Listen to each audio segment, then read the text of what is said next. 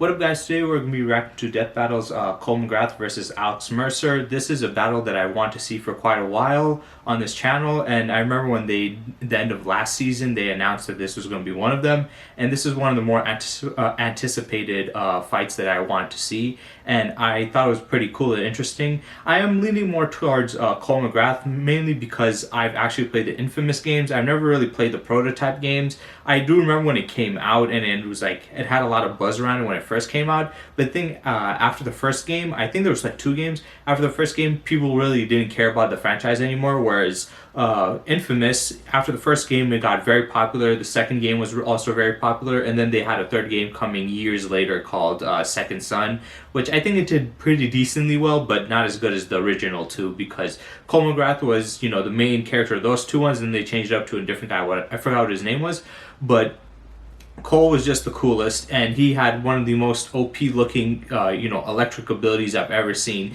He did so many crazy things. He could steal electric pulses from a person's heart or from their brain. He could literally travel through time. He could see, he can see events that happen. Like if somebody did something, he can see where it is. He can absorb energy throughout anything. He can ride on railings, glide. He can shoot electric machine guns and explosives. He could do a lot of crazy stuff. So I've seen a lot of his abilities, but I haven't really seen much of Alex Mercer's one. Most of his abilities I've seen is him having like this big spiked blade. I guess his ability is kind of more close to somebody like Carnage or Venom, where he can turn his body into weapons and different things like that. But I still am going to go with Cole on this one. Also, I do want to say for this video, I'm going to definitely check out the battle itself. Usually I skip it. I check out the post-analysis and the pre-analysis and then the post-analysis.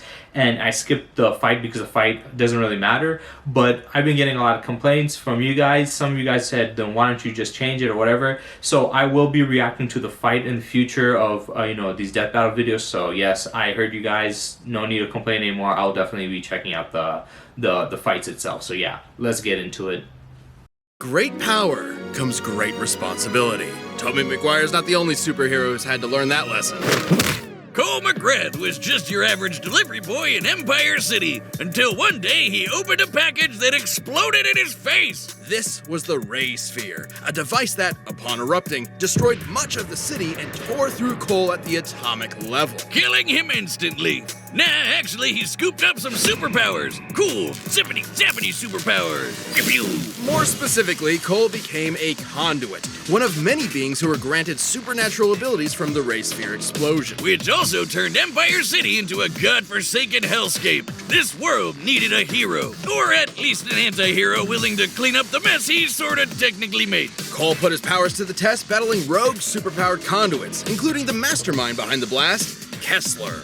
Let's be real, none of Cole's powers are as sick nasty as his parkour skills, but his ability to manipulate electricity is pretty sweet too. Cole controls electromagnetic energy. Not only can he generate a smorgasbord of powerful lightning attacks, he can also manipulate thermal, kinetic, and gravitational energies. Electromagnetism is pretty...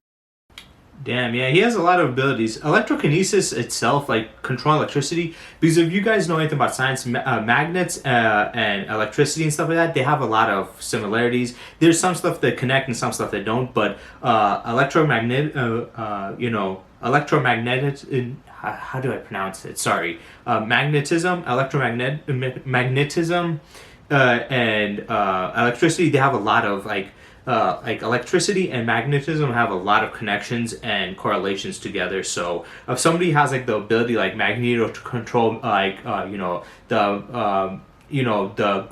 magnetic force, they can also control a bit of electricity on top of it. And if somebody can control the electric force, they can control some magnetic forces on top of it too. Sorry for the mispronunciation. Sometimes it's hard for me to pronounce words like these. But yeah, so if you can manipulate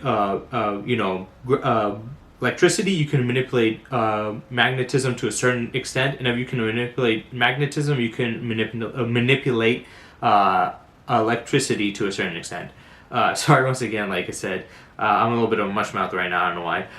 But yeah, he has a lot of abilities. He has also abilities that you would never even put in with like electricity, like, you know, he was somehow able to travel from the future to the past. Because in the first game, the enemy that he was fighting was actually his future self, and basically he was trying to train and get, you know, Alex to be stronger. Because in the second game, there's supposed to be this big threat that's coming, and in his future, he either, I think, beat him too late, where it was too much damage happened, or he wasn't able to beat him, and he was like, it's too much of a threat, and he was trying to prepare himself in the past because he realized that he was too weak, and that if he was stronger in the past, that he could have handled it. So he went back to the past to handle him, and Cole actually beats his future self, which is a more upgraded version of himself, and he actually kills him. So Alex, from the first game to the second game, gets significantly more powerful because he's fighting, not only is he, you know, unlocking these new abilities and learning more about his own ability, but he's also on top of that literally fighting a future version of himself that has all his upgraded abilities,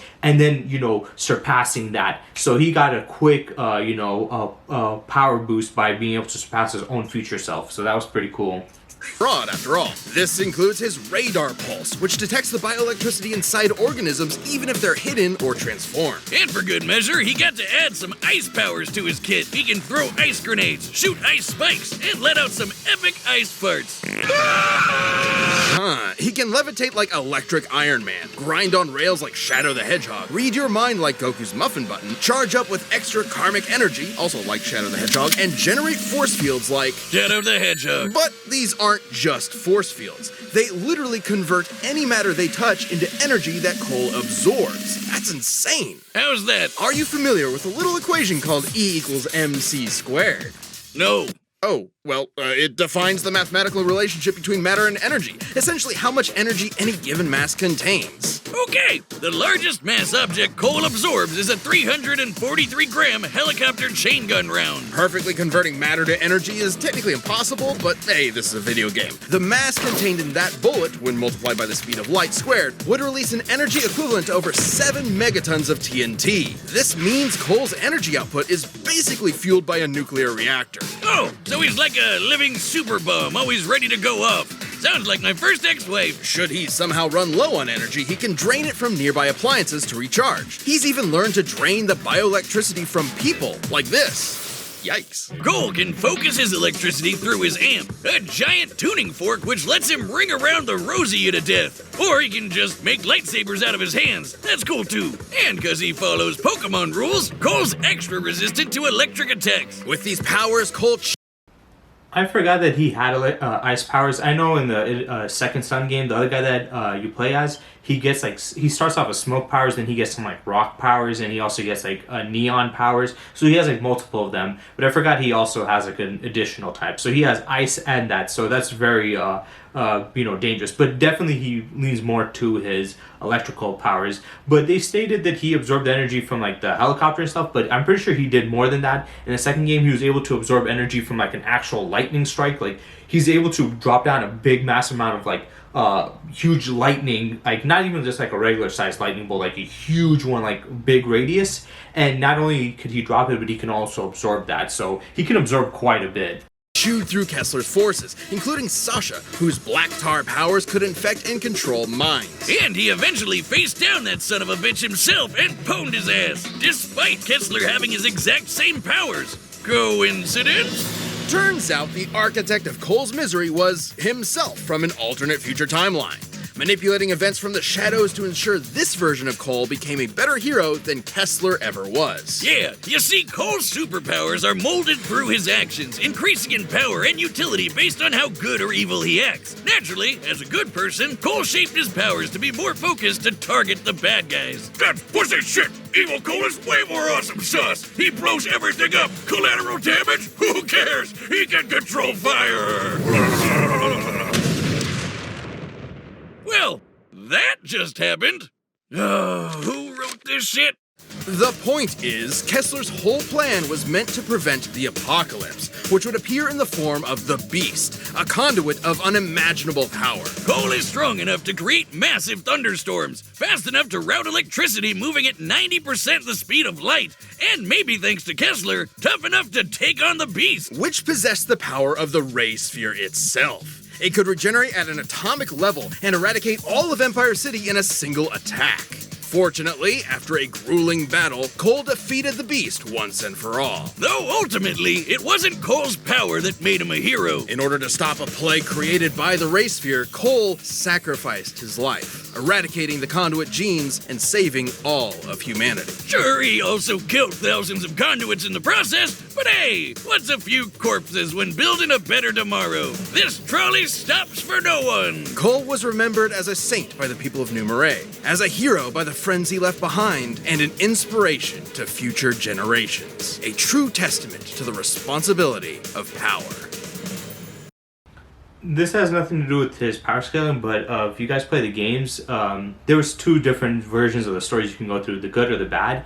In the second game, the bad would be, I think you work with the beast, or I forgot what it was, but in the good story, it's basically him sacrificing himself. So even though they allow you to have two different scenarios and choices, the developers went with the good choice where he basically ended up sacrificing himself. So even throughout the canon, he is good, but they just allow you to be evil on top of it if you want to be, because Second Son wouldn't have happened technically if they went through the evil route. He wouldn't have been sacrificing his life. Though I felt like in the Second Son they could at least mention him a little bit more. Like, he was a big part of the first two games, and he was like a very cool character and very beloved character. So the fact that he did all that and then he was barely mentioned, it's kind of sucks.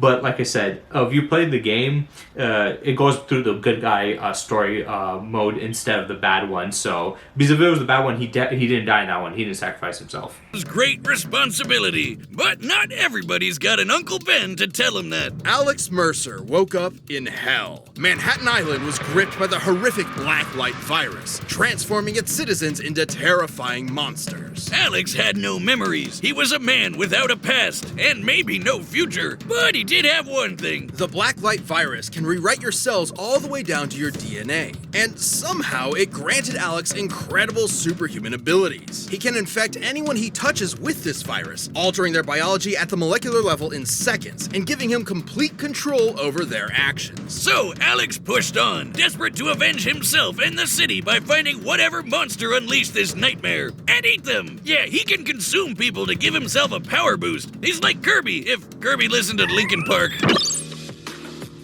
This extra biomass gives him superhuman strength, a greater metabolic rate, increased reaction times, and even a regenerative healing factor. Essentially, Alex is an ever-evolving super being, the ultimate being. Oh, like Shadow the Hedgehog! By consuming victims, Alex also receives all their memories and experiences, including Peter Randall, a 69-year-old man whose entire history Alex processed in just 11 seconds. Being able to condense that much information into that time frame means Alex can perceive events happening within 5 nanoseconds. Which is about how long I was married to my second ex-wife. Alex can shapeshift his body at will, creating disguises, increasing his muscle mass, and forming nearly unbreakable armor. And when he wants to kill someone, he can become his own weapon, turning his limbs into claws and blades, or generating countless tendrils that give him unmatched control over his environment. With these goopy powers, he came up with a bunch of Street Fighter moves, like the air dash, the cannonball, the bullet dive drop, and the Hunter Dirt Nap. Pretty sure that was my third ex-wife's boyfriend's stripper name. And after consuming enough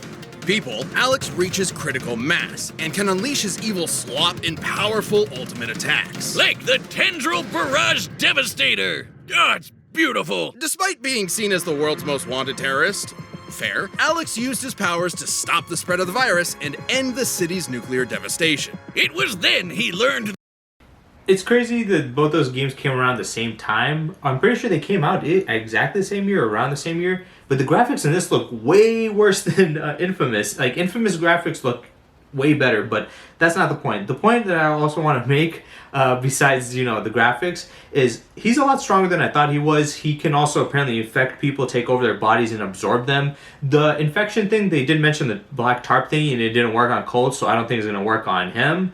Alex Mercer's ability is not going to work on Cole, since the lady with the black tarp, it didn't work on him in that one either. So I think that's going to be the argument there for that. But absorbing, could he absorb him? The thing is, Alex does have control over his body itself too, because it said each individual atom of it's got like rearranged and stuff and it changed, so he could probably control all the electricity in his body. So if Alex tried to like absorb him like Majin Buu or whatever, he could literally just like electrocute him and blow him off. So I think his two biggest abilities of controlling somebody over mind wise, their argument is going to be he fought somebody with that ability and it didn't work on him, and if you try to absorb him, he can control all of his molecules throughout his body, and he can literally just like let off like an electrical impulse out of his body and just damage Alex Mercer when he's trying to absorb him. So that could be a good way to defend against that ability.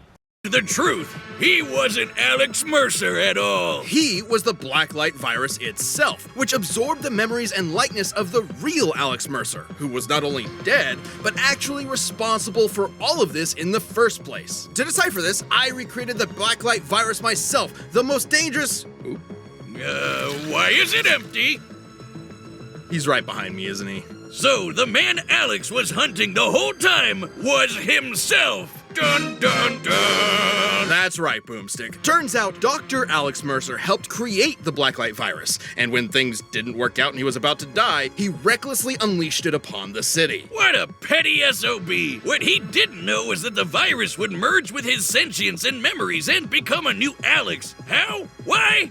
Don't question it, it's a nothing burger. But is this massive viral material that calls itself Alex actually human in any meaningful way? The poor bastard sure tried to be. Too bad humans can be dicks, and everyone kept betraying him. Even the so-called love of his life, who shot him in the face. Whoa! So, Alex figured, obviously, humanity had to go. Not just go, but be made better. Whatever goodness remaining with this Alex was left behind as he plotted to unleash a second Blacklight virus, recreating humanity into a super species in his own image. Great power became great terror. Classic anime RPG villain stuff. And he was strong enough to do it. Alex can casually tear buildings apart, dodge supersonic tank shells, and even defeated the Supreme Hunter, who was tough enough to survive a nuclear blast that would have leveled Manhattan. Based on the blast radius given in-game, that's 450 kilotons of TNT. Speaking of nukes, Alex survived one. His healing factor is off the chain. And after being blasted into paste, all he needed was the tiniest bit of himself to come back good as new. His healing occurs at...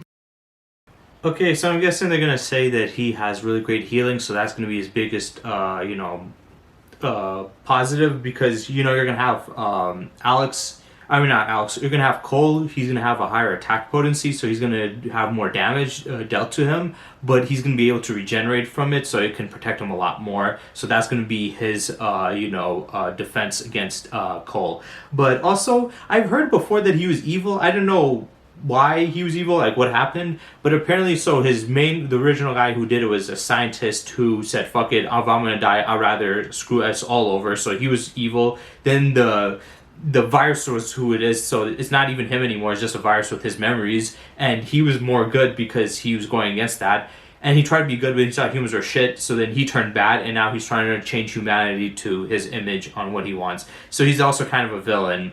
His story's a little bit different than Cole's. Cole's obviously in their game you can pick either to be good or bad, but in the ending they chose him to be good because that's what the creators wanted the canon to be. Whereas him, it's more just he was good, but he had some bad stuff, and then he just went fully bad. So it's a little weird. At the cellular level, making him virtually impossible to kill so long as he keeps consuming. But attempting to take over the world and kill millions of people pissed off a certain James Heller, a dude who had just had enough of his fucking weird, fucking rambling shit. Who used the same virus powers to consume Alex once and for all. Live by the Kirby symbiote, die by the Kirby symbiote. But was Alex just a virus after all? I mean, what's more human than the urge to conquer the world, drive its species to the slaughter, consume its raw genetic resources, and crown yourself king? Maybe the day Alex Mercer died was the day he truly became human. Wow, that was intense. Fuck yeah, it was.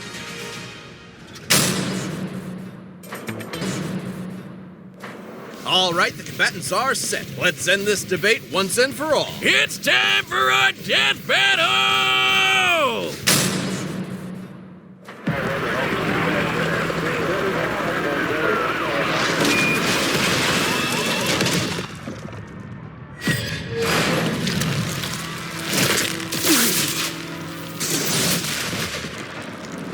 I think I've still got room for dessert. Buddy, you are one sick freak.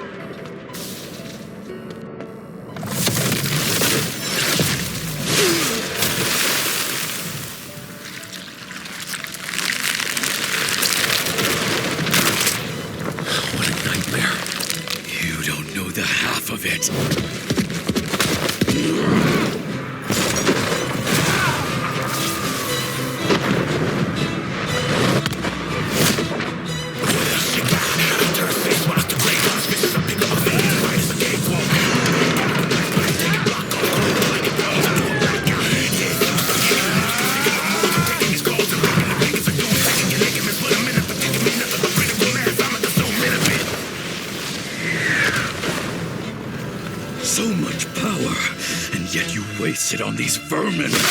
You and I can change this world for the better. The only vermin I see here is you.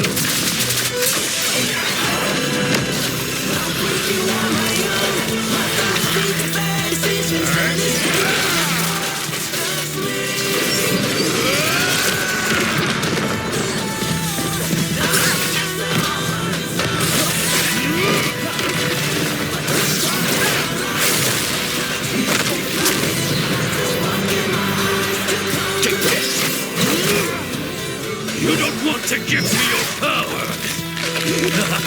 Fine! I'll just take it!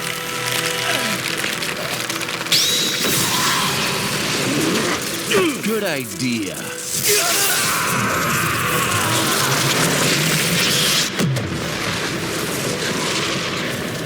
This world sure isn't perfect, but it's a lot better without you in it, asshole.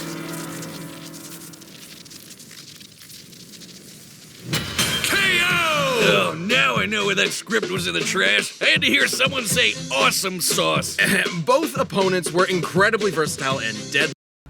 Okay, so I was expecting him to kill him with like the lightning strike down on him. The way he killed him was it was cool. Like he absorbed it and then he dropped him and slammed him. But I thought it would have taken a little more to kill him. Since they mentioned the massive explosion, I would have expected him to drop like lightning on him, like multiple lightning bolts. And every time he tried to regenerate, he was just obliterated until he was completely gone. That's how I would assume him dying. The fight itself, the animation.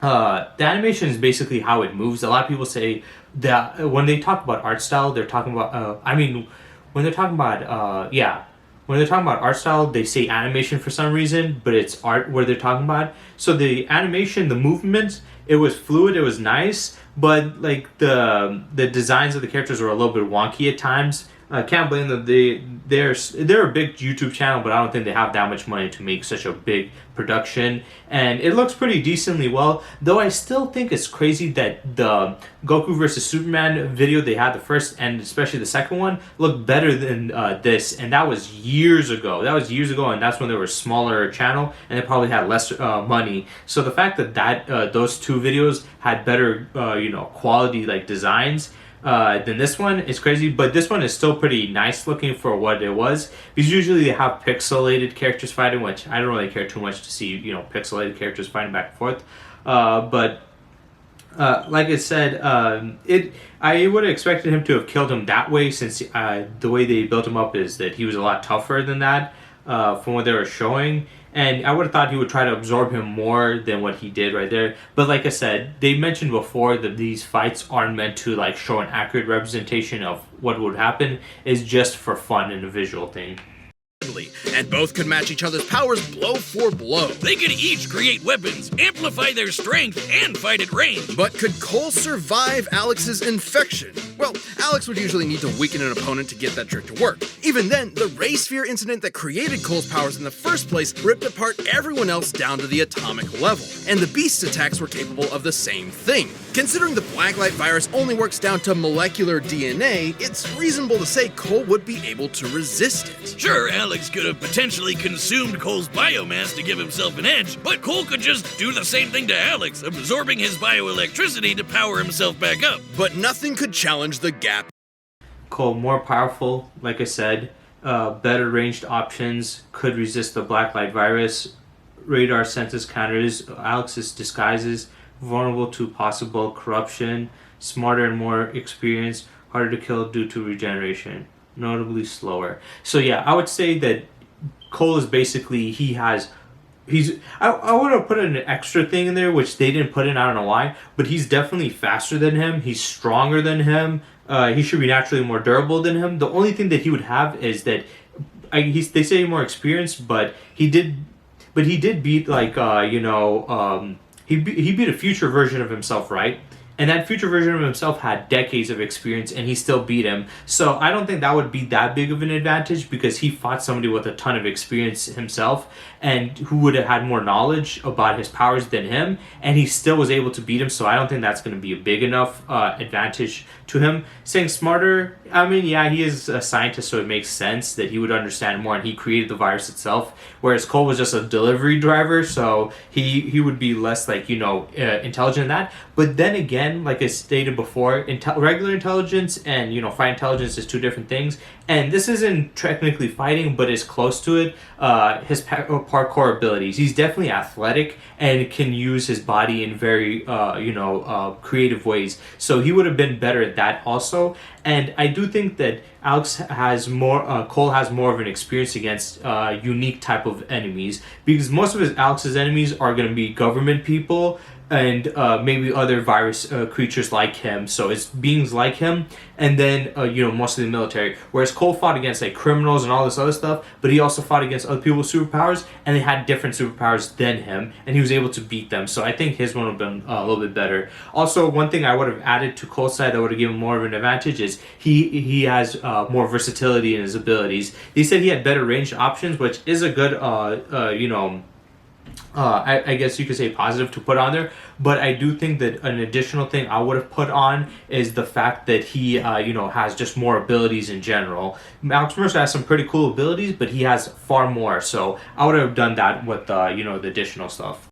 In power, everything Alex survived could simply not match Cole's force fields, and especially not the power of the Beast. The blast the Beast created actually had a much wider radius than the one the Supreme Hunter could survive. To compete with these foes, this means Cole was simply far more powerful than Alex. Speaking of the Beast, Cole's ability to disintegrate it at the atomic level meant that even Alex's crazy molecular regeneration couldn't stand up to Cole's might. Just like how Cole could overpower Kessler despite his resistance to electricity, or how he resisted Sasha's mind control powers, which were eerily similar to the Blacklight virus. But I bet you're wondering, what if Alex fought evil Cole instead? Well, it'd be even worse, because that Cole took the Beast's power for himself. That's good night for Angry Virus Boy. Alex was a versatile, deadly opponent, but Cole's counters, speed, and raw power gave him the edge. Alex got the Cole shoulder, just like this stupid script.